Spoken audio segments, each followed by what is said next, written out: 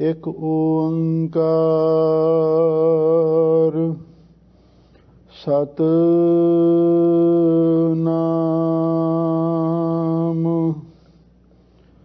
करता पुरख निरभउ निर्वैर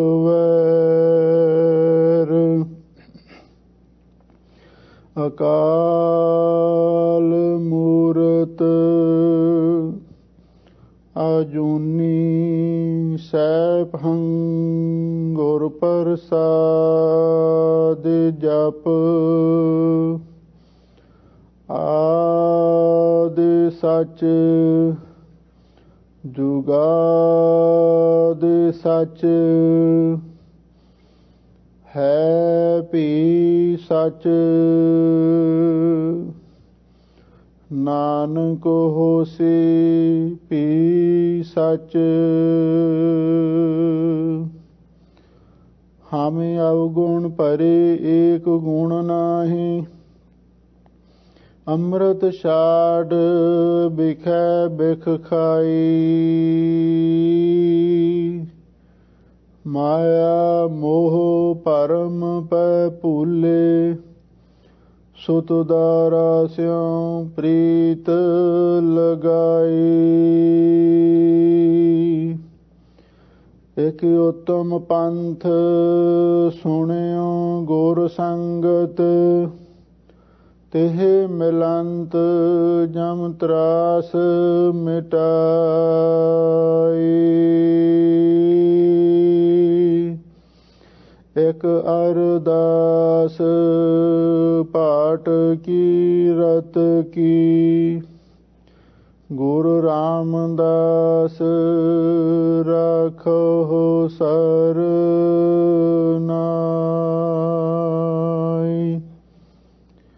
ज्ञान ध्यान किश कर्म ना जाना सार ना जाना तेरी सब ते वड्डा सतगुर नानक जिन कल राखी मेरी बेशुमार अथाह अगणित अतुल ज्यों बुलावो त्यों नानक दास बोले बेशुमार अथाह अगणित अतुल ज्यों बुलावो त्यों नानक दास बोले।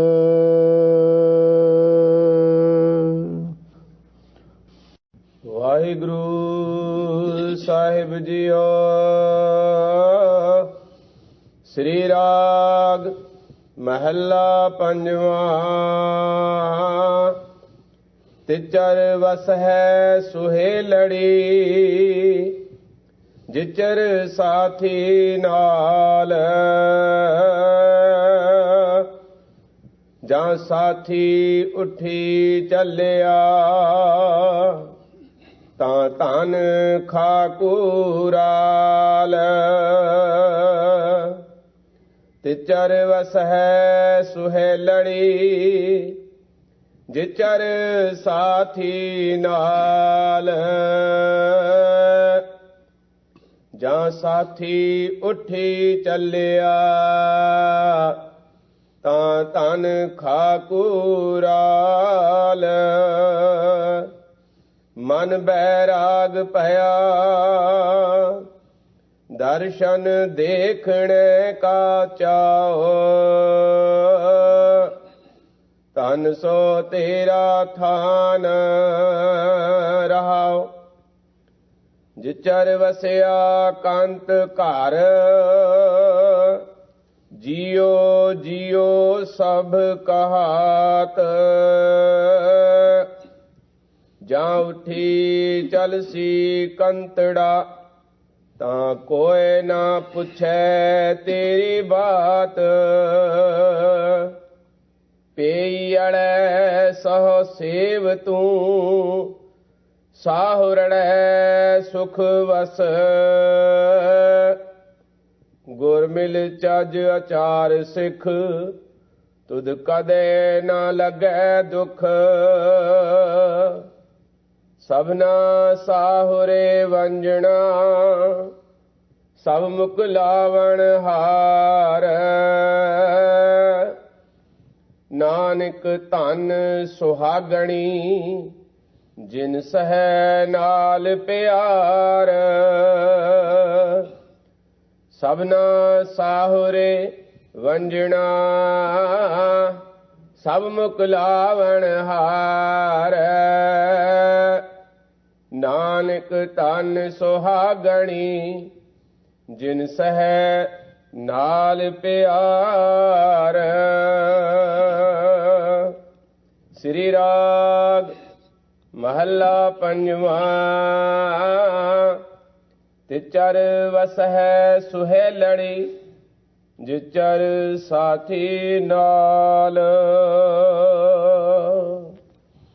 ਵਾਹਿਗੁਰੂ ਜੀ ਕਾ ਖਾਲਸਾ, ਵਾਹਿਗੁਰੂ ਜੀ ਕੀ ਫਤਿਹ। ਪਰਮ ਸਨਮਾਨਯੋਗ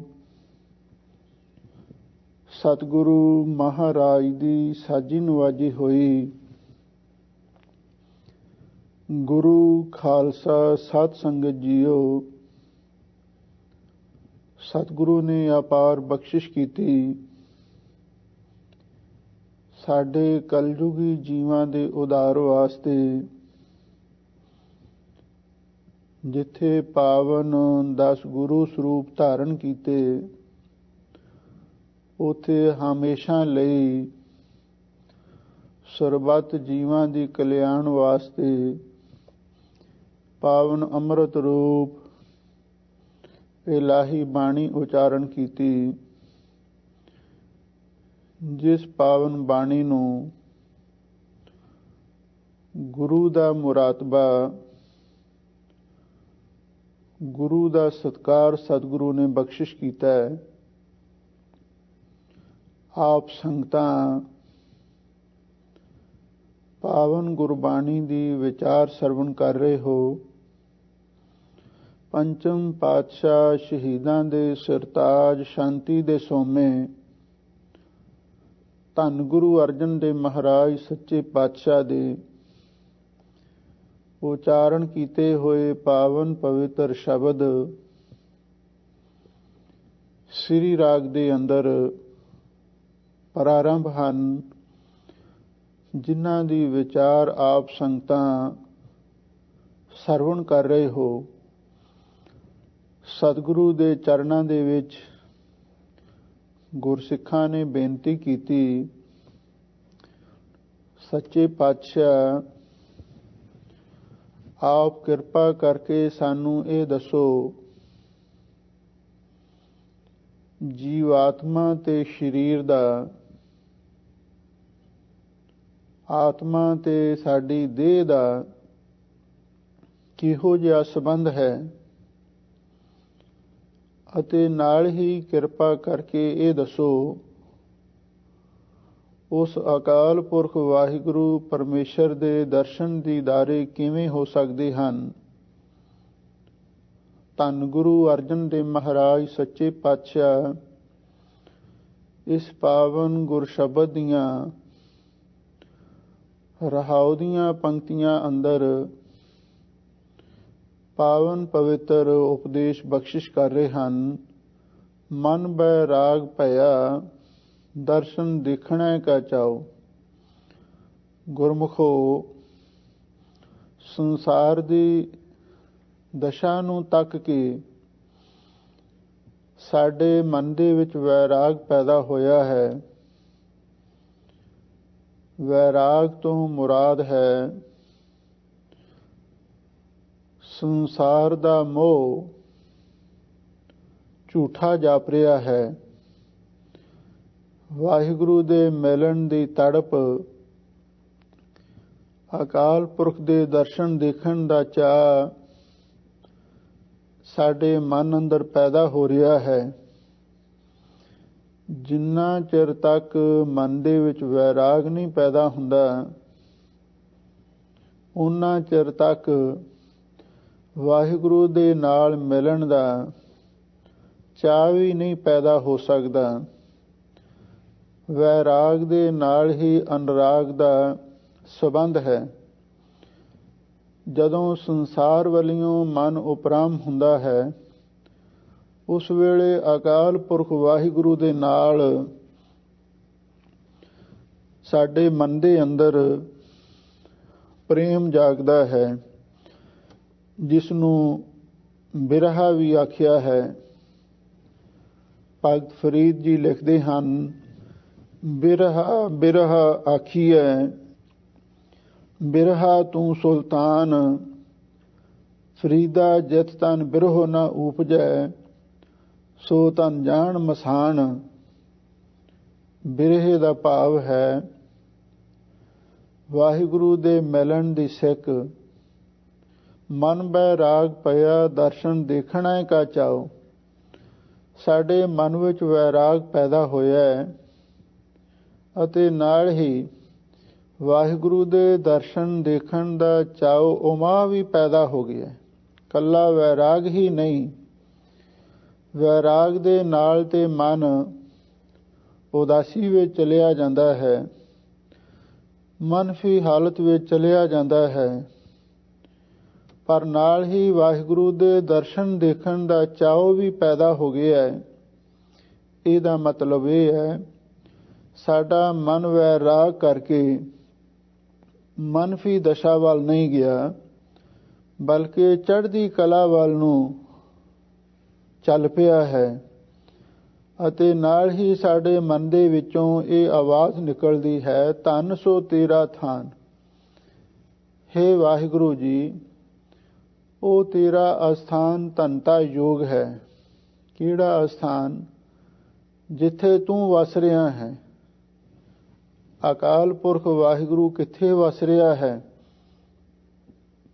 ਇੱਕ ਤਾਂ ਸੱਚਖੰਡ ਅਸਥਾਨ ਹੈ, ਜਿਸ ਦੀ ਬਾਬਤ ਸਤਿਗੁਰੂ ਨੇ ਲਿਖਿਆ ਹੈ, ਸੱਚਖੰਡ ਵਸੈ ਨਿਰੰਕਾਰ, ਕਰ ਕਰ ਵੇਖੈ ਨਦਰ ਨਿਹਾਲ।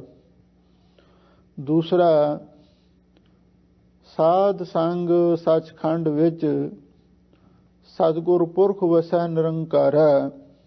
ਸਾਧ ਸੰਗਤ ਨੂੰ ਸੱਚਖੰਡ ਦਾ ਨਾਮ ਦਿੱਤਾ ਹੈ। ਹਾਜ਼ੂਰ ਕਹਿੰਦੇ, ਉਹ ਤੇਰਾ ਅਸਥਾਨ ਸੱਚਖੰਡ ਅਤੇ ਸਾਧ ਸੰਗਤ ਧੰਤਾ ਯੋਗ ਹੈ, ਜਿੱਥੇ ਤੂੰ ਆਪ ਵਸ ਰਿਹਾ ਹੈ। ਵਿੱਚ ਸੰਗਤ ਹਰ ਪ੍ਰਭ ਵਸੈ ਜੀਓ। ਜਦੋਂ ਮਨ ਦੇ ਵਿੱਚ ਵੈਰਾਗ ਪੈਦਾ ਹੁੰਦਾ ਹੈ ਤੇ ਵਾਹਿਗੁਰੂ ਦੇ ਦਰਸ਼ਨ ਦੇਖਣ ਦਾ ਚਾਅ ਤੇ ਉਮਾ ਵੀ ਪੈਦਾ ਹੁੰਦਾ ਹੈ, ਫਿਰ ਸਤ ਸੰਗਤ ਵੱਲ ਨੂੰ ਮਨ ਜਾਂਦਾ ਹੈ। ਧੰਨ ਸੋ ਤੇਰਾ ਥਾਨ। ਜਿੱਥੇ ਉਹ ਅਕਾਲ ਪੁਰਖ ਵਾਹਿਗੁਰੂ ਪ੍ਰਤੱਖ ਗੁਰੂ ਸਰੂਪ ਧਾਰਨ ਕਰਕੇ ਵਸ ਰਿਹਾ ਹੈ, ਫਿਰ ਉਹਦੀ ਮਹਿਮਾ, ਉਹਦੀ ਵਡਿਆਈ ਆਪ ਮੁਹਾਰੇ ਮੂੰਹੋਂ ਨਿਕਲਦੀ ਹੈ। ਧੰਨ ਗੁਰੂ ਅਰਜਨ ਦੇਵ ਮਹਾਰਾਜ ਸੱਚੇ ਪਾਤਸ਼ਾਹ ਹੁਣ ਆਰੰਭ ਤੋਂ ਜੀਵ ਆਤਮਾ ਤੇ ਦੇਹ ਦਾ ਆਪਸ ਵਿੱਚ ਕਿਹੋ ਜਿਹਾ ਸੰਬੰਧ ਹੈ, ਲਓ ਇਹਦੇ ਬਾਰੇ ਦੱਸਣ ਲੱਗੇ ਨੇ। ਜਿਵੇਂ ਕਿਸੇ ਇਸਤਰੀ ਤੇ ਪਤੀ ਦਾ ਸੰਬੰਧ ਹੁੰਦਾ ਹੈ, ਇਸੇ ਤਰ੍ਹਾਂ ਦਾ ਸੰਬੰਧ ਦੇਹ ਤੇ ਜੀਵ ਆਤਮਾ ਦਾ ਹੈ। ਧੰਨ ਗੁਰੂ ਅਰਜਨ ਦੇਵ ਮਹਾਰਾਜ ਸੱਚੇ ਪਾਤਸ਼ਾਹ ਇਹਦੇ ਬਾਰੇ ਕੀ ਆਖ ਰਹੇ ਹਨ, ਆਪ ਸੰਗਤਾਂ ਪ੍ਰੇਮ ਦੇ ਨਾਲ ਸੁਣੋ ਤੇ ਇੱਕ ਵਾਰੀ ਪਿਆਰ ਦੇ ਨਾਲ ਆਖੋ, ਸਤਨਾਮ ਸ੍ਰੀ ਵਾਹਿਗੁਰੂ ਸਾਹਿਬ ਜੀਓ। ਸ੍ਰੀ ਰਾਗ ਮਹੱਲਾ ਪੰਜਵਾ। ਤਿਚਰ ਵਸ ਹੈ ਸੁਹੇਲੜੀ, ਜਿਚਰ ਸਾਥੀ ਨਾਲ।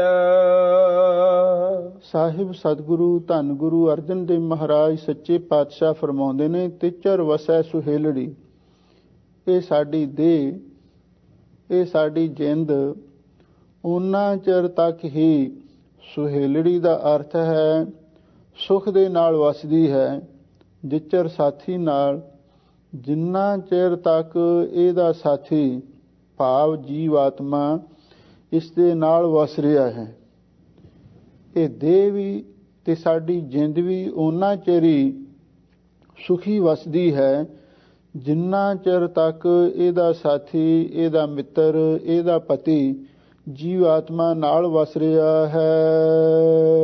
ਜਾਂ ਸਾਥੀ ਉੱਠੀ ਚੱਲਿਆ ਤਾਂ ਧਨ ਖਾਕੂਰਾਲ। ਸਾਹਿਬ ਸਤਿਗੁਰੂ ਸੱਚੇ ਪਾਤਸ਼ਾਹ ਫਰਮਾਉਂਦੇ ਨੇ, ਜਦੋਂ ਸਾਥੀ ਜੀਵ ਆਤਮਾ ਉੱਠ ਕੇ ਚੱਲ ਪਿਆ, ਭਾਵ ਪੌਰ ਉਡਾਰੀ ਮਾਰ ਗਿਆ, ਤਾਂ ਧਨ ਖਾਕੂਰਾਲ, ਇਹ ਜਿਹੜੀ ਸਾਡੀ ਦੇਹ ਸੀ, ਨਿਮਾਣੀ ਜਿੰਦ ਸੀ, ਖਾਕੂ ਰਾਲ ਇਸ ਨੂੰ ਪਾਈ ਖਾਕੂ ਮਿੱਟੀ ਵਿੱਚ ਰਲਣਾ ਪੈ ਗਿਆ। ਮਨ ਬੈਰਾਗ ਪਿਆ ਦਰਸ਼ਨ ਦੇਖਣੇ ਕਾ ਚਾਓ, ਤਨ ਸੋ ਤੇਰਾ ਥਾਨ ਰਹਾਓ, ਜਿਚਰ ਵਸਿਆ ਕੰਤ ਘਰ,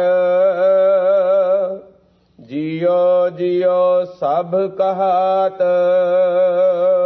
ਰਹਾਉ ਦੀਆਂ ਪੰਕਤੀਆਂ ਅੰਦਰ ਸੰਸਾਰ ਦੀ ਵਰਤਮਾਨ ਦਸ਼ਾ ਨੂੰ ਵੇਖ ਕੇ ਜਗਿਆਸੂ ਦੇ ਮਨ ਦੇ ਵਿੱਚ ਵੈਰਾਗ ਪੈਦਾ ਹੁੰਦਾ ਹੈ ਅਤੇ ਨਾਲ ਹੀ ਵਾਹਿਗੁਰੂ ਦੇ ਦਰਸ਼ਨ ਦੀਦਾਰ ਕਰਨ ਦਾ ਚਾਉ ਤੇ ਉਮਾ ਵੀ ਪੈਦਾ ਹੁੰਦਾ ਹੈ। ਫਿਰ ਪਤਾ ਲੱਗਦਾ ਹੈ ਉਹ ਵਾਹਿਗੁਰੂ ਸਾਧ ਸੰਗਤ ਵਿੱਚ ਵਸਦਾ ਹੈ। ਕਹੋ ਕਬੀਰ ਕਹੀਏ ਕਾਹੇ, ਸਾਧ ਸੰਗਤ ਬੈਕੁੰਠੈ ਆਹੇ। ਫਿਰ ਉਹਦੀ ਮਹਿਮਾ ਆਪ ਮੁਹਾਰੇ ਮੂੰਹੋਂ ਨਿਕਲਦੀ ਹੈ। ਧੰਨ ਹੈ ਹੇ ਵਾਹਿਗੁਰੂ ਤੇਰਾ ਉਹ ਸਥਾਨ ਜਿੱਥੇ ਤੂੰ ਆ ਵਸ ਰਿਹਾ ਹੈ। ਰਹਾਓ ਵਿਸਰਾਮ ਦੇ ਕੇ ਹੁਣ ਫਿਰ ਜੀਵ ਆਤਮਾ ਤੇ ਸਾਡੀ ਜਿੰਦ ਦੀ ਅਵਸਥਾ ਬਿਆਨ ਕਰ ਰਹੇ ਹਨ। ਜਿਚਰ ਵਸਿਆ ਕੰਤ ਕਰ, ਜਿੰਨਾ ਚਿਰ ਤੱਕ ਇਸ ਜਿੰਦ ਰੂਪ ਇਸਤਰੀ ਦੇ ਘਰ ਸਰੀਰ ਦੇ ਅੰਦਰ ਕੰਤ ਜੀਵ ਆਤਮਾ ਪਤੀ ਵਸ ਰਿਹਾ ਹੈ, ਜੀਓ ਜੀਓ ਸਭ ਕਹਾਤ, ਤੇ ਸਾਰੇ ਇਸ ਦਾ ਸਤਿਕਾਰ ਕਰਦੇ ਨੇ। ਆਓ ਜੀ, ਜੀ ਆਇਆਂ ਨੂੰ, ਆਓ ਜੀ ਬੈਠੋ। ਇਹਦਾ ਸੰਬੰਧ ਜੀਵ ਆਤਮਾ ਦੇ ਨਾਲ ਹੀ ਹੈ ਨਾ। ਜਿੰਨਾ ਚਿਰ ਤੱਕ ਜੀਵ ਰੂਪ ਇਸਤਰੀ ਦੇ ਘਰ ਦੇ ਵਿੱਚ ਪਤੀ ਜੀਵ ਆਤਮਾ ਵਸ ਰਿਹਾ ਹੈ, ਉਹਨਾਂ ਚਿਰ ਹੀ ਸਾਰੇ ਜੀਓ ਜੀਓ ਕਹਿ ਕੇ ਸਤਿਕਾਰ ਕਰਦੇ ਹਨ। ਜਾਂ ਉੱਠੀ ਚਲਸੀ ਕੰਤੜਾ, ਤਾਂ ਕੋਈ ਨਾ ਪੁੱਛੈ ਤੇਰੀ ਬਾਤ। ਸਾਹਿਬ ਸਤਿਗੁਰੂ ਸੱਚੇ ਪਾਤਸ਼ਾਹ ਫਰਮਾਉਂਦੇ ਨੇ ਕਿ ਐ ਦੇ, ਐ ਨਿਮਾਣੀ ਜਿੰਦ ਧਿਆਨ ਨਾਲ ਸੁਣ। ਜਦੋਂ ਉਹ ਕੰਤੜਾ ਪਤੀ ਜੀਵ ਆਤਮਾ ਉੱਠ ਕੇ ਚਲਿਆ ਜਾਵੇਗਾ ਤਾਂ ਕੋਈ ਨਾ ਪੁੱਛੇ ਤੇਰੀ ਬਾਤ, ਫਿਰ ਤੇਰੀ ਕੋਈ ਵੀ ਬਾਤ ਗੱਲਬਾਤ ਨਹੀਂ ਪੁੱਛੇਗਾ। ਇਹਦਾ ਮਤਲਬ ਇਹ ਹੈ ਦੇਹ ਦਾ ਸਤਿਕਾਰ ਜੀਵ ਆਤਮਾ ਦੇ ਨਾਲ ਹੀ ਹੈ। ਜਿਵੇਂ ਇਸਤਰੀ ਦਾ ਮਾਨ ਸਨਮਾਨ ਪਤੀ ਨਾਲ ਹੁੰਦਾ ਹੈ, ਇਸੇ ਤਰ੍ਹਾਂ ਦੇਹ ਦਾ ਜਿੰਦ ਦਾ ਮਾਨ ਸਨਮਾਨ ਜੀਵ ਆਤਮਾ ਦੇ ਨਾਲ ਹੀ ਹੈ। ਇਸੇ ਲਈ ਹਜ਼ੂਰ ਕਹਿੰਦੇ ਨੇ ਜਦੋਂ ਪਤੀ ਜੀਵ ਆਤਮਾ ਉੱਠ ਕੇ ਤੁਰ ਜਾਵੇਗਾ ਤਾਂ ਕੋਈ ਵੀ ਤੇਰੀ ਗੱਲਬਾਤ ਨਹੀਂ ਪੁੱਛੇਗਾ। ਪੀੜੈ ਸਹੁ ਸੇਵ ਤੂੰ, ਸਾਹੁਰੜੈ ਸੁਖ ਵਸ। ਹੁਣ ਸਾਹਿਬ ਸਤਿਗੁਰੂ ਸੱਚੇ ਪਾਤਸ਼ਾਹ ਇਸ ਨਿਮਾਣੀ ਜਿੰਦ ਨੂੰ ਉਪਦੇਸ਼ ਦਿੰਦੇ ਹਨ। ਵੇਖ, ਆ ਜੋ ਸੰਸਾਰ ਹੈ ਇਹ ਤੇਰਾ ਪੇਕਾ ਘਰ ਹੈ। ਜਿਵੇਂ ਬੀਬੀਆਂ ਪੇਕੇ ਘਰ ਦੇ ਵਿੱਚ ਜਨਮ ਲੈਂਦੀਆਂ, ਪਲਦੀਆਂ, ਵਡੇਰੀਆਂ ਹੁੰਦੀਆਂ ਨੇ, ਇਸੇ ਤਰ੍ਹਾਂ ਪੇਕੇ ਘਰ ਦੇ ਵਿੱਚ ਰਹਿੰਦਿਆਂ ਹੋਇਆਂ ਹੀ ਵਿਆਹ ਹੁੰਦਾ ਹੈ। ਵਿਆਹ ਤੋਂ ਬਾਅਦ ਫਿਰ ਉਹ ਆਪਣੇ ਪਤੀ ਦੇ ਘਰ, ਸਹੁਰੇ ਘਰ ਜਾ ਕੇ ਵਸਦੀਆਂ ਹਨ। ਉਸ ਦ੍ਰਿਸ਼ਟਾਂਤ ਦੁਆਰਾ ਹਜ਼ੂਰ ਕਹਿੰਦੇ ਨੇ, ਪਈੜੈ ਸਹੁ ਸੇਵ ਤੂੰ, ਜਿੰਨਾ ਚਿਰ ਤੱਕ ਤੂੰ ਪੇਕੇ ਘਰ ਸੰਸਾਰ ਵਿੱਚ ਵਸ ਰਹੀ ਹੈ, ਉਹਨਾਂ ਚਿਰ ਤੱਕ ਤੂੰ ਆਪਣੇ ਪਤੀ ਦੀ ਸੇਵਾ ਕਰ, ਕਿਉਂਕਿ ਜੀਵ ਆਤਮਾ ਪਤੀ ਉਹ ਪਰਮਾਤਮਾ ਦਾ ਹੀ ਅੰਗ ਹੈ। ਹਜ਼ੂਰ ਫਰਮਾਉਂਦੇ ਨੇ, ਪਈੜੈ ਸਹੁ ਸੇਵ ਤੂੰ, ਤੂੰ ਪੇਕੇ ਘਰ ਇਸ ਮਾਤ ਲੋਕ ਦੇ ਅੰਦਰ ਉਸ ਪਤੀ ਪਰਮੇਸ਼ਰ ਦੀ ਸੇਵਾ ਕਰ, ਸਾਹੁਰੜਾ ਸੁਖ ਵਸ, ਫਿਰ ਤੂੰ ਸਹੁਰੇ ਘਰ ਪਰਲੋਕ ਦੇ ਵਿੱਚ ਜਾ ਕੇ ਵੀ ਸੁਖ ਨਾਲ ਵਸ ਸਕਦੀ ਹੈ। ਗੁਰ ਮਿਲ ਚੱਜ ਆਚਾਰ ਸਿੱਖ, ਤੁਧ ਕਦੇ ਨਾ ਲੱਗੈ ਦੁੱਖ। ਜੇ ਤੈਨੂੰ ਆਪਣੇ ਆਪ ਕੁਛ ਪਤਾ ਨਹੀਂ ਲੱਗਦਾ ਤੇ ਗੁਰੂ ਦੇ ਨਾਲ ਮਿਲ ਕੇ ਜਿਹੜਾ ਸਿੱਖੀ ਦਾ ਚੱਜ ਢੰਗ ਤਰੀਕਾ ਹੈ, ਸਿੱਖੀ ਕਮਾਉਣ ਦੀ ਜੁਗਤ ਹੈ, ਤੇ ਆਚਾਰ ਜਿਹੜਾ ਸਿੱਖੀ ਦਾ ਸੱਭਿਆਚਾਰ ਹੈ ਉਹਨੂੰ ਸਿੱਖਣਾ ਕਰ। ਕਿਉਂਕਿ ਗੁਰੂ ਦੇ ਨਾਲ ਮਿਲ ਕੇ ਹੀ ਸਿੱਖੀ ਦਾ ਚੱਜ ਆਚਾਰ ਸਿੱਖਿਆ ਜਾ ਸਕਦਾ ਹੈ। ਜਦੋਂ ਤੂੰ ਗੁਰੂ ਦੇ ਨਾਲ ਮਿਲ ਕੇ ਸਿੱਖੀ ਦਾ ਚੱਜ ਤੇ ਆਚਾਰ ਸਿੱਖ ਲਵੇਂਗੀ, ਤੈਨੂੰ ਰਹਿਣ ਸਹਿਣ ਦਾ ਪਤਾ ਲੱਗ ਜਾਵੇਗਾ, ਤੁਧ ਕਦੇ ਨਾ ਲੱਗੈ ਦੁੱਖ। ਫਿਰ ਤੈਨੂੰ ਪਰਮੇਸ਼ਰ ਦੀ ਦਰਗਾਹ ਦੇ ਵਿੱਚ, ਭਾਵ ਉਸ ਪਤੀ ਦੇ ਘਰ ਪਰਲੋਕ ਦੇ ਵਿੱਚ ਜਾ ਕੇ ਵੀ ਕਦੇ ਦੁੱਖ ਨਹੀਂ ਲੱਗ ਸਕੇਗਾ। ਸਭਨਾ ਸਾਹੁਰੈ ਵੰਜਣਾ, ਸਭ ਮੁਕ ਲਾਵਣ ਹਾਰ। ਸਾਹਿਬ ਸਤਿਗੁਰੂ ਸੱਚੇ ਪਾਤਸ਼ਾਹ ਫਰਮਾਉਂਦੇ ਨੇ, ਭਾਈ ਵੇਖ ਲੋ, ਜਿਤਨੀਆਂ ਵੀ ਜੀਵ ਰੂਪ ਇਸਤਰੀਆਂ ਨੇ, ਇਹਨਾਂ ਸਾਰੀਆਂ ਨੇ ਸਹੁਰੇ ਘਰ ਪਰਲੋਕ ਨੂੰ ਜਾਣਾ ਹੈ। ਸਭ ਮੁਕਲਾਵਣ ਹਾਰ, ਤੇ ਸਾਰੀਆਂ ਹੀ ਇਹ ਮੁਕਲਾਵਣ ਹਾਰ ਹਨ। ਇਹਦਾ ਮਤਲਬ ਇਹ ਹੈ, ਪਹਿਲੇ ਸਮੇਂ ਦੇ ਵਿੱਚ ਇੱਕ ਰਿਵਾਜ ਹੁੰਦਾ ਸੀ, ਵਿਆਹ ਪਹਿਲਾਂ ਕਰ ਦਿੱਤਾ ਜਾਂਦਾ ਸੀ ਤੇ ਮੁਕਲਾਵਾ 2-3 ਸਾਲ ਬਾਅਦ ਵਿੱਚ ਦਿੱਤਾ ਜਾਂਦਾ ਸੀ। ਮੁਕਲਾਵੇ ਦਾ ਮਤਲਬ ਹੁੰਦਾ ਸੀ ਵੀ ਪਿਛਲਾ ਹਿਸਾਬ ਕਿਤਾਬ ਮੁਕਾ ਦੇਣਾ, ਖਤਮ ਕਰ ਦੇਣਾ। ਹਜ਼ੂਰ ਕਹਿੰਦੇ ਨੇ, ਵੇਖ ਲੋ, ਸਭ ਨੇ ਸਹੁਰੇ ਵੰਜਣਾ, ਜਿਤਨੀਆਂ ਵੀ ਜੀਵ ਰੂਪ ਇਸਤਰੀਆਂ ਨੇ ਸਾਰੀਆਂ ਨੇ ਹੀ ਸਹੁਰੇ ਘਰ ਪਰਲੋਕ ਨੂੰ ਜਾਣਾ ਹੈ। ਤੇ ਸਭ ਮੁਕਲਾਵਣ ਹਾਰ, ਤੇ ਸਾਰੀਆਂ ਹੀ ਭਾਈ ਮੁਕਲਾਵਣ ਹਾਰ ਨੇ, ਭਾਵ ਇੱਕ ਨਾ ਇੱਕ ਦਿਨ ਇਹਨਾਂ ਦਾ ਮੁਕਲਾਵਾ ਵੀ ਹੋ ਜਾਣਾ ਹੈ, ਸਭ ਕੁਝ ਪਿਛਲਾ ਸੰਬੰਧ ਮੁੱਕ ਜਾਣਾ ਹੈ। ਨਾਨਕ ਧਨ ਸੁਹਾਗਣੀ, ਜਿਨ ਸਹਿ ਨਾਲ ਪਿਆਰ। ਸਾਹਿਬ ਸਤਿਗੁਰੂ ਸੱਚੇ ਪਾਤਸ਼ਾਹ ਫਰਮਾਉਂਦੇ ਨੇ, ਭਾਈ ਧਨ ਹਨ ਉਹ ਸੁਹਾਗਵੰਤੀਆਂ ਗੁਰਮੁਖ ਰੂਹਾਂ, ਜਿਨ੍ਹਾਂ ਦਾ ਸਹੁਰੇ ਘਰ ਜਾਣ ਤੋਂ ਪਹਿਲਾਂ ਹੀ ਆਪਣੇ ਪਤੀ ਪਰਮੇਸ਼ਰ ਦੇ ਨਾਲ ਪਿਆਰ ਹੋ ਜਾਂਦਾ ਹੈ। ਉਹ ਸੁਹਾਗਵੰਤੀਆਂ ਧਨ ਨੇ। ਇੱਕ ਐਸਾ ਵੀ ਜ਼ਿਕਰ ਆਉਂਦਾ ਹੈ, ਸੱਚਖੰਡ ਵਾਸੀ ਪੰਥ ਰਤਨ ਸ਼੍ਰੀਮਾਨ ਸੰਤ ਬਾਬਾ ਅਤਰ ਸਿੰਘ ਜੀ ਮਸਵਾਣੇ ਵਾਲੇ ਮਹਾਂਪੁਰਖ, ਜਿਨ੍ਹਾਂ ਨੇ ਮਾਲਵੇ ਦੀ ਧਰਤੀ ਵਿੱਚ ਮਹਾਨ ਸਿੱਖੀ ਦਾ ਪ੍ਰਚਾਰ ਕੀਤਾ, ਔਰ ਉਹਨਾਂ ਦੇ ਪਾਸ ਮਹਾਰਾਜਾ ਪਟਿਆਲਾ ਭੁਪਿੰਦਰ ਸਿੰਘ ਵੀ ਆਉਂਦਾ ਜਾਂਦਾ ਸੀ। ਇੱਕ ਦਿਨ ਉਸ ਨੇ ਆ ਕੇ ਮਹਾਂਪੁਰਖਾਂ ਦੇ ਪਾਸ ਇਹ ਬਚਨ ਆਖਿਆ, ਕਹਿਣ ਲੱਗਾ, ਮਹਾਂਪੁਰਖੋ, ਤੁਸੀਂ ਇੰਨੀ ਤਪੱਸਿਆ ਕੀਤੀ ਹੈ, ਇੰਨੀ ਘਾਲਣਾ ਘਾਲੀ ਹੈ, ਪਰ ਮੈਨੂੰ ਇਸ ਗੱਲ ਦਾ ਜਵਾਬ ਦਿਓ। ਲੋਕਾਂ ਦੀ ਇੱਕ ਅਖਾਣ ਹੈ, ਆਇਆ ਅੰਤ ਜਿਹਾ ਗਧਾ ਤੇਹਾ ਸੰਤ। ਜਦੋਂ ਅੰਤ ਦਾ ਸਮਾਂ ਆਉਂਦਾ ਹੈ, ਇੱਕ ਗਧਾ ਵੀ ਮਰ ਜਾਂਦਾ ਹੈ ਤੇ ਸੰਤ ਵੀ ਮਰ ਜਾਂਦਾ ਹੈ। ਮੌਤ ਤੇ ਸਾਰਿਆਂ ਤੇ ਇੱਕੋ ਜਿਹੀ ਹੀ ਵਾਪਰਦੀ ਹੈ। ਮਹਾਂਪੁਰਖ ਹੱਸ ਪਏ, ਕਹਿਣ ਲੱਗੇ, ਰਾਜਾ ਇਹ ਗੱਲ ਨਹੀਂ, ਮਰਨ ਦੇ ਵਿੱਚ ਜ਼ਮੀਨ ਅਸਮਾਨ ਦਾ ਅੰਤਰ ਹੁੰਦਾ ਹੈ। ਤੂੰ ਵੇਖਿਆ, ਜਦੋਂ ਜੰਗਲ ਨੂੰ ਡੌਂ ਅਗਨੀ ਲੱਗਦੀ ਹੈ, ਜਿਤਨੇ ਵੀ ਜਾਨਵਰ ਹੁੰਦੇ ਨੇ, ਔਰ ਉਹ ਆਪਣੀ ਜਾਨ ਬਚਾਉਣ ਦੀ ਖਾਤਰ ਇੱਧਰ ਉੱਧਰ ਨੱਸਦੇ ਨੇ, ਉਸੇ ਜੰਗਲ ਦੇ ਵਿੱਚ ਸ਼ੇਰ ਵੀ ਰਹਿੰਦਾ ਹੈ, ਸ਼ੇਰਨੀ ਵੀ ਰਹਿੰਦੀ ਹੈ, ਔਰ ਉਸ ਦਾ ਪਰਿਵਾਰ, ਬੱਚੇ ਵੀ ਉੱਥੇ ਰਹਿੰਦੇ ਨੇ। ਜਦੋਂ ਜੰਗਲ ਨੂੰ ਡੌਂ ਅਗਨੀ ਲੱਗਦੀ ਹੈ, ਸ਼ੇਰ ਤੇ ਸ਼ੇਰਨੀ ਆਪਣੇ ਬੱਚਿਆਂ ਨੂੰ ਮੂੰਹ ਦੇ ਵਿੱਚ ਪਕੜ ਕੇ ਕਿਸੇ ਨਦੀ ਦੇ ਕਿਨਾਰੇ ਤੇ ਲੈ ਜਾਂਦੇ ਨੇ, ਕਿਸੇ ਸੁਰੱਖਿਅਤ ਥਾਂ ਤੇ ਲੈ ਜਾਂਦੇ ਨੇ, ਜਿੱਥੇ ਅੱਗ ਦਾ ਸੇਕ ਨਾ ਪਹੁੰਚ ਸਕੇ। ਧਿਆਨ ਦੇ ਨਾਲ ਦੇਖਣ ਵਾਲੀ ਗੱਲ ਹੈ, ਉਹੀ ਦੰਦ ਜਬਾੜੇ ਹੁੰਦੇ ਨੇ। ਜਦੋਂ ਉਹ ਸ਼ਿਕਾਰ ਨੂੰ ਝਪਟਦੇ ਨੇ, ਉਸ ਨੂੰ ਪਾੜ ਕੇ ਖਾ ਜਾਂਦੇ ਨੇ, ਉਸ ਦਾ ਲਹੂ ਪੀ ਜਾਂਦੇ ਨੇ, ਤੇ ਉਹੀ ਦੰਦ ਜਬਾੜਿਆਂ ਦੇ ਨਾਲ ਜਦੋਂ ਆਪਣੇ ਬੱਚਿਆਂ ਨੂੰ ਪਕੜਦੇ ਨੇ, ਭੋਰਾ ਵੀ ਘਾਉ ਨਹੀਂ ਆਉਣ ਦਿੰਦੇ। ਇਹੀ ਇੱਕ ਫਰਕ ਹੈ। ਜਦੋਂ ਮੌਤ ਪਾਪੀਆਂ ਤੇ ਝਪਟਦੀ ਹੈ, ਉਸ ਵੇਲੇ ਇਸ ਤਰ੍ਹਾਂ ਉਸ ਦਾ ਵਰਤਾਓ ਹੁੰਦਾ ਜਿਵੇਂ ਕੋਈ ਸ਼ਿਕਾਰ ਨੂੰ ਸ਼ੇਰ ਤੇ ਸ਼ੇਰਨੀ ਝਪਟਦੇ ਹੋਣ। ਪਰ ਜਦੋਂ ਭਗਤਾਂ ਨੂੰ ਮੌਤ ਲੈਣ ਵਾਸਤੇ ਆਉਂਦੀ ਉਸ ਵੇਲੇ ਇਸ ਤਰ੍ਹਾਂ ਦਾ ਵਹੇਵ ਕਰਦੀ ਹੈ ਜਿਵੇਂ ਉਹ ਆਪਣੇ ਬੱਚਿਆਂ ਨੂੰ ਕਿਸੇ ਸੁਰੱਖਿਅਤ ਥਾਂ ਤੇ ਲੈ ਜਾਂਦੇ ਹੋਵਨ। ਇਹ ਇੱਕ ਫਰਕ ਹੁੰਦਾ ਹੈ। ਮਹਾਂਪੁਰਖਾਂ ਨੇ ਫਿਰ ਇਹ ਪੰਕਤੀਆਂ ਪੜ੍ਹੀਆਂ, ਸਭਨਾ ਸਹੁਰੈ ਵੰਜਣਾ ਸਭ ਮੁਖ ਲਾਵਣ ਹਾਰ, ਨਾਨਕ ਧਨ ਸੁਹਾਗਣੀ ਜਿਨ ਸਹਿ ਨਾਲ ਪਿਆਰ। ਕਹਿਣ ਲੱਗੇ, ਰਾਜਾ ਤੂੰ ਤੇ ਹੁਣ ਇੱਥੇ ਐਸ਼ੋ ਇਸ਼ਰਤ ਕਰ ਰਿਹਾ ਹੈ, ਤਪੋਂ ਰਾਜ ਰਾਜੋਂ ਨਰਕ। ਪਰ ਯਾਦ ਰੱਖ, ਜਿਹੜੇ ਮਹਾਂਪੁਰਖ ਇੱਥੇ ਰਹਿ ਕੇ ਵਾਹਿਗੁਰੂ ਦਾ ਸਿਮਰਨ ਕਰਦੇ ਹਨ ਤੇ ਉਹਨਾਂ ਦਾ ਅੱਗੇ ਜਾ ਕੇ ਵੀ ਸਤਿਕਾਰ ਹੁੰਦਾ ਹੈ।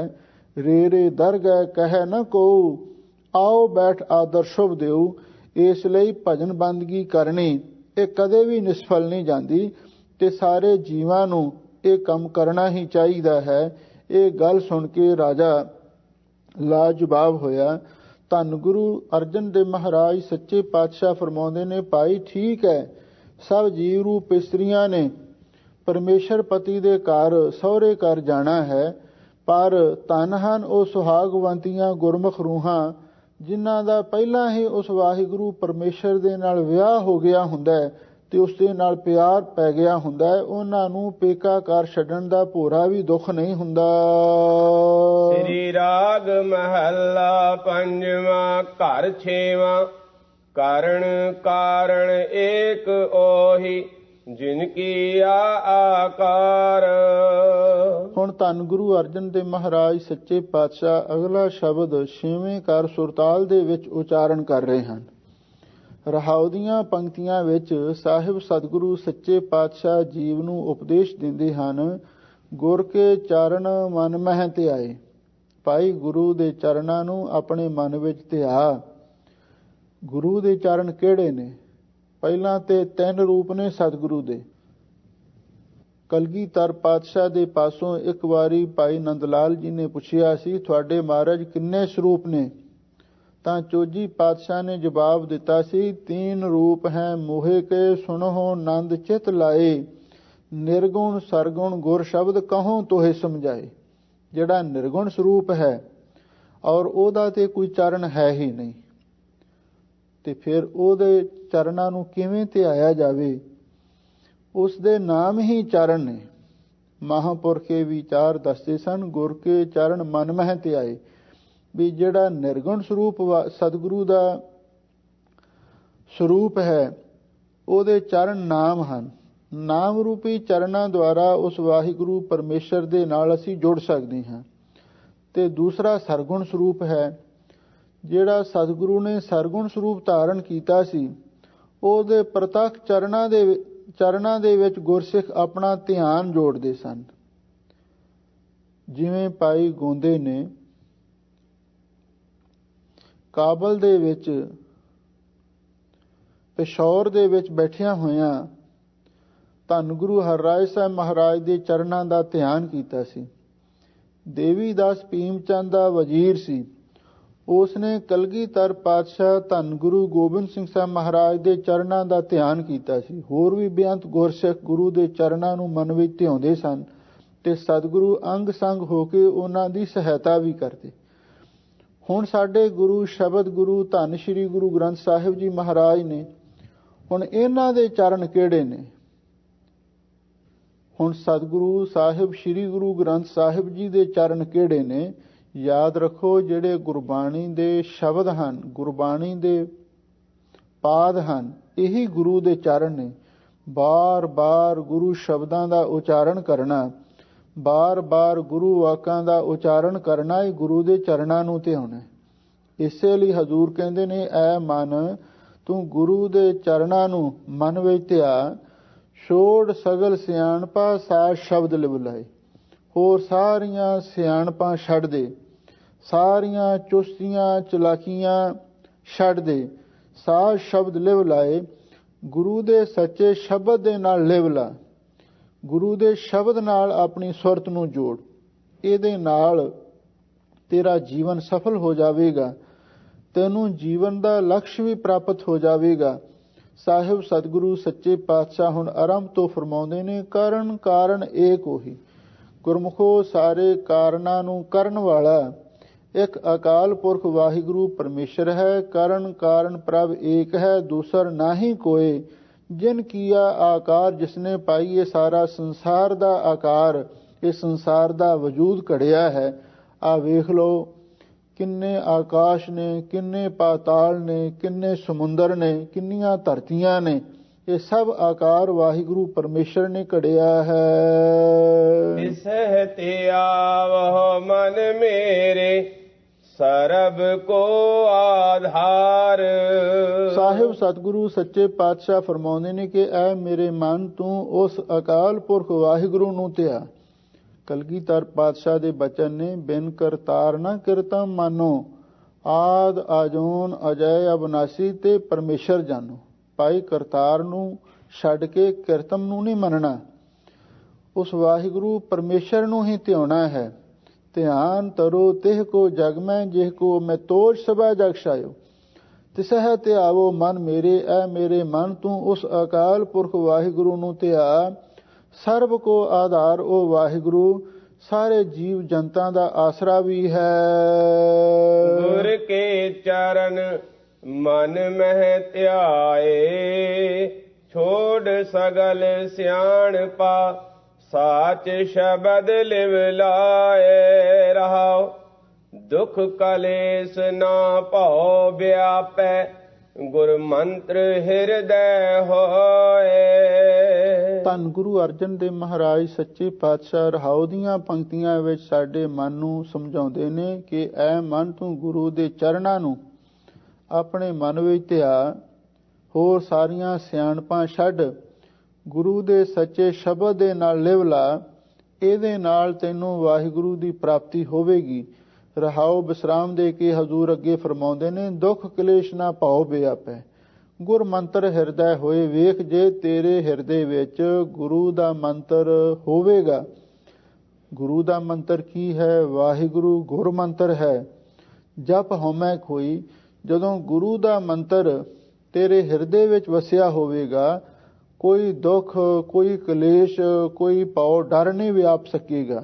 ਜਨਮ ਮਰਨ ਦਾ ਦੁੱਖ, 5 ਪ੍ਰਕਾਰ ਦਾ ਕਲੇਸ਼ ਤੇ 7 ਪ੍ਰਕਾਰ ਦਾ ਭੈ ਮੰਨਿਆ ਹੈ, ਇਹ ਕੋਈ ਵੀ ਤੈਨੂੰ ਵਿਆਪ ਨਹੀਂ ਸਕੇਗਾ।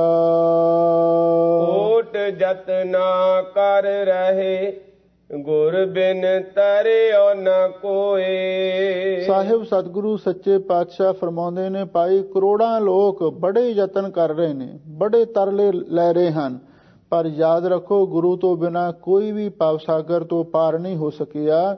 ਵਾਹਿਗੁਰੂ ਨਾਮ ਜਹਾਜ਼ ਹੈ, ਚੜੇ ਸੋ ਉਤਰੇ ਪਾਰ, ਜੋ ਸ਼ਰਧਾ ਕਰ ਸੇਵਦੇ ਗੁਰ ਪਾਰੇ ਉਤਾਰਨ ਹਾਰ। ਗੁਰੂ ਮਹਾਰਾਜ ਸੱਚੇ ਪਾਤਸ਼ਾਹ ਹੀ ਭਵ ਸਾਗਰ ਤੋਂ ਪਾਰ ਕਰਨ ਵਾਲੇ ਮਲਾਹ ਹਨ। ਦੇਖ ਦਰਸ਼ਨ ਮਨ ਸਾਧਾਰੈ, ਪਾਪ ਸਗਲੇ ਜਾਹੇ। ਸਾਹਿਬ ਸਤਿਗੁਰੂ ਸੱਚੇ ਪਾਤਸ਼ਾਹ ਦੇ ਜਦੋਂ ਕੋਈ ਵੀ ਗੁਰਸਿੱਖ ਮਾਈ ਭਾਈ ਸ਼ਰਧਾ ਭਾਵਨਾ ਦੇ ਨਾਲ ਜਾ ਕੇ ਦਰਸ਼ਨ ਕਰਦਾ ਹੈ, ਮਨ ਸਾਧਾਰੈ, ਉਹਦਾ ਮਨ ਸਹਿਤ ਆਸਰੇ ਦੇ ਹੋ ਜਾਂਦਾ ਹੈ। ਮਨ ਨੂੰ ਸਹਾਰਾ ਤੇ ਮਨ ਨੂੰ ਤਰਵਾਸ ਮਿਲ ਜਾਂਦਾ ਹੈ। ਪਾਪ ਸਗਲੇ ਜਾਹੇ, ਤੇ ਸਤਿਗੁਰੂ ਦੇ ਦਰਸ਼ਨ ਕਰਨ ਦੇ ਨਾਲ ਸਾਰੇ ਪਾਪ ਚਲੇ ਜਾਂਦੇ ਹਨ। ਹਉ ਤਿਨ ਕੈ ਬਲਿਹਾਰਣ, ਜੇ ਗੁਰ ਕੀ ਪੈਰੀ ਪਾਹੇ। ਸਾਹਿਬ ਸਤਿਗੁਰੂ ਸੱਚੇ ਪਾਤਸ਼ਾਹ ਫਰਮਾਉਂਦੇ ਨੇ, ਭਾਈ ਅਸੀਂ ਉਹਨਾਂ ਤੋਂ ਬਲਿਹਾਰ ਜਾਂਦੇ ਹਾਂ ਜਿਹੜੇ ਗੁਰਸਿੱਖ ਮਾਈ ਭਾਈ ਸਤਿਗੁਰੂ ਦੇ ਚਰਨੀ ਪੈਂਦੇ ਨੇ। ਐਸੇ ਗੁਰਸਿੱਖਾਂ ਤੋਂ ਅਸੀਂ ਹਮੇਸ਼ਾ ਲਈ ਕੁਰਬਾਨ ਜਾਂਦੇ ਹਾਂ। ਸਾਧ ਸੰਗਤ ਮਨ ਵਸੈ, ਸਾਚ ਹਰਿ ਕਾ ਨਾਮ। ਹੁਣ ਸਤਿਗੁਰੂ ਦੇ ਚਰਨਾਂ ਵਿੱਚ ਗੁਰਸਿੱਖਾਂ ਨੇ ਬੇਨਤੀ ਕੀਤੀ, ਮਹਾਰਾਜ ਵਾਹਿਗੁਰੂ ਦਾ ਨਾਮ ਸਾਡੇ ਮਨ ਵਿੱਚ ਕਿਵੇਂ ਵਸ ਸਕਦਾ ਹੈ? ਹਾਜ਼ੂਰ ਕਹਿੰਦੇ, ਭਾਈ ਸਾਧ ਸੰਗਤ ਮਨ ਵਸੈ, ਸਾਚ ਹਰਿ ਕਾ ਨਾਮ। ਸਾਧ ਸੰਗਤ ਤੋਂ ਮੁਰਾਦ ਹੈ ਗੁਰੂ ਦੀ ਸੰਗਤ ਵਿੱਚ ਆ ਕੇ ਉਸ ਅਕਾਲ ਪੁਰਖ ਵਾਹਿਗੁਰੂ ਦਾ ਸੱਚਾ ਨਾਮ ਮਨ ਵਸੈ, ਮਨ ਵਿੱਚ ਵਸ ਸਕਦਾ ਹੈ।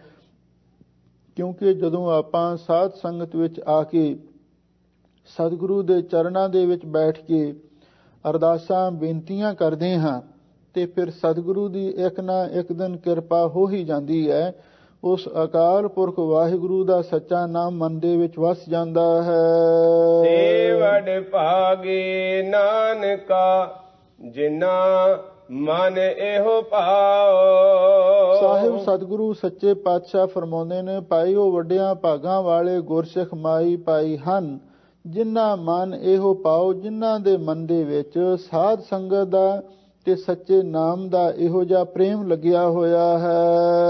ਸ੍ਰੀ ਰਾਗ ਮਹੱਲਾ ਪੰਜਵਾਂ। ਸੰਚ ਹਰ ਤਨ ਪੂਜ ਸਤਿਗੁਰ ਛੋੜ ਸਗਲ ਵਿਕਾਰ। ਧੰਨ ਗੁਰੂ ਅਰਜਨ ਦੇਵ ਮਹਾਰਾਜ ਸੱਚੇ ਪਾਤਸ਼ਾਹ ਫਿਰ ਇਸ ਸਾਡੇ ਮਨ ਨੂੰ ਉਪਦੇਸ਼ ਦਿੰਦੇ ਹਨ, ਜਪ ਮਨ ਨਾਮ ਏਕ ਅਪਾਰ, ਕਿ ਐ ਮਨ ਤੂੰ ਉਸ ਇੱਕ ਅਪਾਰ ਜੋ ਪਾਰਾਵਾਰ ਤੋਂ ਰਹਿਤ ਅਕਾਲ ਪੁਰਖ ਵਾਹਿਗੁਰੂ ਹੈ ਉਸ ਦੇ ਨਾਮ ਨੂੰ ਜਪ। ਪ੍ਰਾਣ ਮਨ ਤਨ ਜਿਨਹਿ ਦੀਆ ਹਿਰਦੇ ਕਾ ਆਧਾਰ। ਜਿਸ ਅਕਾਲ ਪੁਰਖ ਨੇ ਤੈਨੂੰ ਪ੍ਰਾਣ ਸਵਾਸ ਵੀ ਦਿੱਤੇ ਨੇ, ਮਨ ਵੀ ਦਿੱਤਾ ਹੈ, ਤਨ ਸਰੀਰ ਵੀ ਦਿੱਤਾ ਹੈ, ਹਿਰਦੇ ਕਾ ਆਧਾਰ ਤੇਰੇ ਹਿਰਦੇ ਦਾ ਆਧਾਰ ਆਸਰਾ ਵੀ ਉਹੀ ਹੈ। ਇਸ ਲਈ ਤੈਨੂੰ ਉਸ ਅਕਾਲ ਪੁਰਖ ਵਾਹਿਗੁਰੂ ਦਾ ਹੀ ਨਾਮ ਜਪਣਾ ਚਾਹੀਦਾ ਹੈ। ਤੇ ਮਹਾਰਾਜ ਹੋਰ ਕੀ ਕਰਨਾ ਚਾਹੀਦਾ? ਹਜ਼ੂਰ ਕਹਿੰਦੇ ਸੰਚ ਹਰ ਤਨ, ਤੂੰ ਉਸ ਅਕਾਲ ਪੁਰਖ ਵਾਹਿਗੁਰੂ ਦੇ ਨਾਮ ਧਨ ਨੂੰ ਇਕੱਤਰ ਕਰ। ਹਰ ਨਾਮ ਤਨ ਨਿਰਮਲ ਅਤੇ ਅਪਾਰਾ, ਗੁਰ ਕਾ ਸ਼ਬਦ ਭਰੇ ਭੰਡਾਰਾ। ਪੂਜ ਸਤਿਗੁਰ ਤੇ ਨਾਲ ਪਾਈ ਸਤਿਗੁਰੂ ਦੀ ਪੂਜਾ ਵੀ ਕਰ, ਸਤਿਗੁਰੂ ਦੀ ਸੇਵਾ ਟਹਿਲ ਵੀ ਕਰ, ਕਿਉਂਕਿ ਸਤਿਗੁਰੂ ਦੀ ਕਿਰਪਾ ਦੇ ਨਾਲ ਹੀ ਤੇ ਵਾਹਿਗੁਰੂ ਦਾ ਨਾਮ ਧਨ ਪ੍ਰਾਪਤ ਹੋਣਾ ਹੈ। ਛੋੜ ਸਗਲ ਵਿਕਾਰ, ਤੇ ਇਹਦੇ ਨਾਲ ਨਾਲ ਭਾਈ ਜਿੰਨੇ ਵੀ ਵਿਕਾਰ ਨੇ, ਕਾਮ ਹੈ, ਕ੍ਰੋਧ ਹੈ, ਲੋਭ ਹੈ, ਮੋਹ ਹੈ, ਹੰਕਾਰ ਹੈ, ਇਹਨਾਂ ਸਾਰੇ ਵਿਕਾਰਾਂ ਨੂੰ ਵੀ ਛੱਡ ਦੇ ਤੇ ਸਤਿਗੁਰੂ ਦੀ ਸੇਵਾ ਪੂਜਾ ਕਰਿਆ ਕਰ। ਇਹਦੇ ਨਾਲ ਵਾਹਿਗੁਰੂ ਦਾ ਨਾਮ ਤੇਰੇ ਅੰਦਰ ਵਸ ਜਾਵੇਗਾ। ਜਿਨ ਤੂੰ ਸਾਜ ਸਵਾਰਿਆ ਹਰ ਸਿਮਰ ਹੋਏ ਉਧਾਰ। ਸਾਹਿਬ ਸਤਿਗੁਰੂ ਸੱਚੇ ਪਾਤਸ਼ਾਹ ਫਰਮਾਉਂਦੇ ਨੇ, ਐ ਮਨਾ ਜਿਸ ਅਕਾਲ ਪੁਰਖ ਨੇ ਤੈਨੂੰ ਸਾਜ ਕੇ ਭਾਵ ਤੇਰੇ ਸਰੀਰ ਨੂੰ ਬਣਾ ਕੇ ਸਵਾਰਿਆ, ਫਿਰ ਸੋਹਣੇ ਅੰਗ ਪ੍ਰਤੰਗ ਲਾ ਕੇ ਸਵਾਰਿਆ ਵੀ ਹੈ। ਹੁਣ ਆ ਵੇਖੋ, ਸਰੀਰ ਤਾਂ ਵਾਹਿਗੁਰੂ ਨੇ ਪਹਿਲਾਂ ਬਣਾ ਹੀ ਦਿੱਤਾ ਸੀ, ਫਿਰ ਉਹਨੇ ਸਵਾਰਿਆ ਕਿਵੇਂ? ਸਵਾਰਨ ਤੋਂ ਮੁਰਾਦ ਹੈ ਆ ਜਿਵੇਂ ਸਾਡੀਆਂ ਉਂਗਲਾਂ ਨੇ ਇਹਨਾਂ ਦੇ ਅੱਗੇ ਨਹੁੰ ਲਾ ਦਿੱਤੇ, ਇਹ ਬੜੀ ਸੁੰਦਰਤਾ ਦਾ ਇੱਕ ਕਾਰਨ ਬਣ ਗਿਆ। ਹੁਣ ਸਾਡੀਆਂ ਅੱਖਾਂ ਸਨ, ਉਹਨਾਂ ਤੇ ਪਲਕਾਂ ਲਾ ਦਿੱਤੀਆਂ। ਜੇ ਅੱਖਾਂ ਤੇ ਪਲਕਾਂ ਨਾ ਹੁੰਦੀਆਂ ਤੇ ਕਿੰਨੀਆਂ ਭੈੜੀਆਂ ਲੱਗਣੀਆਂ ਸੀ। ਕੰਨਾਂ ਦੇ ਅੱਗੇ ਛੱਜੇ ਲਾ ਦਿੱਤੇ, ਨੱਕ ਦੇ ਅੱਗੇ ਉਹ ਮਾਸ ਦੀ ਠੋਡੀ ਲਾ ਦਿੱਤੀ। ਇਸ ਤਰ੍ਹਾਂ ਉਸ ਵਾਹਿਗੁਰੂ ਪਰਮੇਸ਼ਰ ਨੇ ਸਾਡੇ ਸਰੀਰ ਨੂੰ ਸਾਜ ਕੇ ਫਿਰ ਉਸ ਨੂੰ ਸਵਾਰਿਆ ਵੀ ਹੈ। ਹਰ ਸਿਮਰ ਹੋਏ ਉਧਾਰ, ਹਜ਼ੂਰ ਕਹਿੰਦੇ ਤੂੰ ਉਸ ਅਕਾਲ ਪੁਰਖ ਵਾਹਿਗੁਰੂ ਦਾ ਸਿਮਰਨ ਕਰ, ਇਹਦੇ ਨਾਲ ਤੇਰਾ ਉਧਾਰ ਹੋ ਜਾਵੇਗਾ। ਜਪ ਮਨ ਨਾਮ ਏਕ ਅਪਾਰ, ਪ੍ਰਾਨ ਮਨ ਤਨ ਜਿਨਹਿ ਦੀਆ ਹਿਰਦੇ ਕਾ ਆਧਾਰ। ਰਹਾਉ ਕਾਮ ਕ੍ਰੋਧ ਅਹੰਕਾਰ ਮਾਤੇ ਵਿਆਪਿਆ ਸੰਸਾਰ। ਗੁਰਬਾਣੀ ਦੀ ਤਰਤੀਬ ਦੇ ਅਨੁਸਾਰ ਸਾਹਿਬ ਸਤਿਗੁਰੂ ਸੱਚੇ ਪਾਤਸ਼ਾਹ ਰਹਾਉ ਦੀਆਂ ਪੰਕਤੀਆਂ ਵਿੱਚ ਮਨ ਨੂੰ ਸਿੱਖਿਆ ਦੇ ਰਹੇ ਹਨ ਕਿ ਐ ਮਨ ਤੂੰ ਉਸ ਇੱਕ ਅਪਾਰ ਪ੍ਰਭੂ ਦਾ ਹੀ ਨਾਮ ਜਪ, ਜਿਸ ਨੇ ਪ੍ਰਾਣ ਤੇ ਮਨ ਤੇ ਤਨ ਸਰੀਰ ਦਿੱਤਾ ਹੈ। ਹਿਰਦੇ ਕਾ ਆਧਾਰ, ਹਿਰਦੇ ਦਾ ਵੀ ਆਸਰਾ ਉਹੀ ਅਕਾਲ ਪੁਰਖ ਵਾਹਿਗੁਰੂ ਆਪ ਹੈ। ਤੂੰ ਉਹਦਾ ਨਾਮ ਜਪ। ਰਹਾਉ ਵਿਸਰਾਮ ਦੇ ਕੇ ਹਜ਼ੂਰ ਅੱਗੇ ਫਰਮਾਉਂਦੇ ਨੇ, ਕਾਮ ਕ੍ਰੋਧ ਹੰਕਾਰ ਮਾਤੇ। ਵੇਖ ਜਿਤਨੇ ਵੀ ਜੀਵ ਨੇ ਕਾਮ ਦੇ ਵਿੱਚ, ਕ੍ਰੋਧ ਵਿੱਚ, ਹੰਕਾਰ ਵਿੱਚ, ਮਾਤੇ ਦਾ ਅਰਥ ਹੈ ਮਸਤ ਹੋਏ ਹੋਏ ਨੇ। ਇਹਨਾਂ ਵਿਕਾਰਾਂ ਦੇ ਨਸ਼ੇ ਵਿੱਚ, ਇਹਨਾਂ ਵਿਕਾਰਾਂ ਦੀ ਮਸਤੀ ਵਿੱਚ ਮਸਤ ਹੋਏ ਨੇ। ਵਿਆਪਿਆ ਸੰਸਾਰ, ਬਈ ਇਹ ਜਿਹੜਾ ਸੰਸਾਰ ਦਾ ਪ੍ਰਭਾਵ ਸਾਰਿਆਂ ਨੂੰ ਇਹ ਵਿਆਪਿਆ ਹੋਇਆ ਹੈ, ਸਾਰਿਆਂ ਨੂੰ ਚਿੰਬੜਿਆ ਹੋਇਆ ਹੈ। ਪਾਉ ਸੰਤ ਸ਼ਰਣੀ ਲਾਗ ਚਰਣੀ, ਮਿਟੈ ਦੁਖ ਅੰਧਾਰ। ਪਰ ਸਾਹਿਬ ਸਤਿਗੁਰੂ ਸੱਚੇ ਪਾਤਸ਼ਾਹ ਮਨ ਨੂੰ ਕਹਿੰਦੇ ਨੇ, ਭਾਈ ਤੂੰ ਤੇ ਪਉ ਸੰਤ ਸਰਣੀ,